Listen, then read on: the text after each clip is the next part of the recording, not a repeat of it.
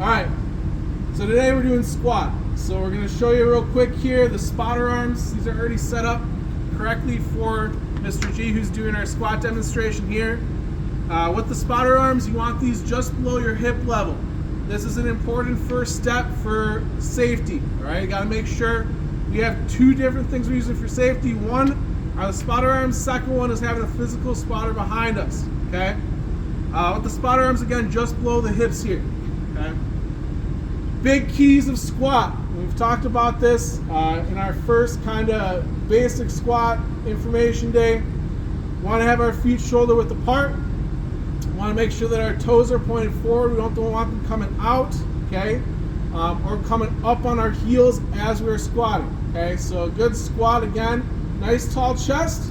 Our body follows our eyes as well. So when we squat, we want to look up at the ceiling. If we're looking straight or down, our body will follow our eyes. We'll start to lose that natural lumbar curve in our back and start to fall forward and kind of come off, bring our heels off of the ground. Okay, so as we squat, we really want to make sure, again, big tall chest, eyes to the sky, keeping our feet grounded, good balance the entire time. Okay.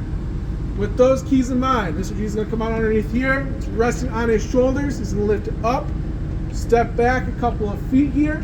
Okay. When he squats, you're going to see those big things here. Nice tall chest, eyes looking up, heels are in the ground. He's coming down to 90 degrees. A good squat, you're going to break that 90-degree plane by about an inch. Okay. What is not a squat, if you want to do just kind of like just above it, is that right there. Okay. If you are only going to that depth, you need to go down in weight and really focus on technique. When you talk about lifting weights, once you get the technique down and get really good at that, that's when you're going to see a big increase in the weight. Okay. So swallow your ego, focus on really good technique. Don't worry about what others are doing, and just focus on getting to that depth and those big keys there.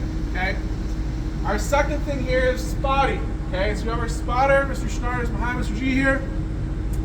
Really, spotter is kind of there, in case they're kind of getting stuck, they're going to kind of hook underneath the armpits there and help them up. So if he's kind of underneath there, doing a heavier weight, he's going to kind of help him up.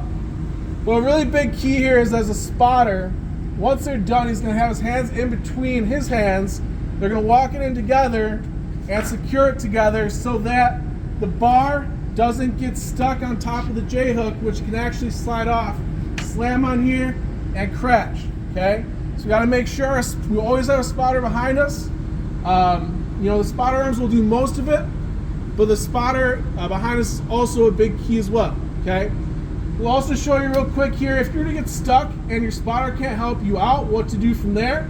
So he's going to use the spotter arms this time to help him exit. Okay, because sometimes your spotter, if you're doing really heavy weight, might not be able to help you up if you get stuck.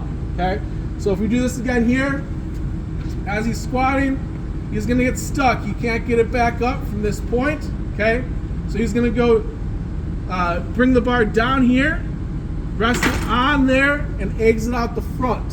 Okay, but we want to make sure our spotter's out of the way as well. Okay, we don't want to come crashing down forward. That's going to hurt our neck and back. Okay, so it's really important. It's set up at that right height so you can kind of just ease it off your back and let it fall on here, okay, without crashing. All right.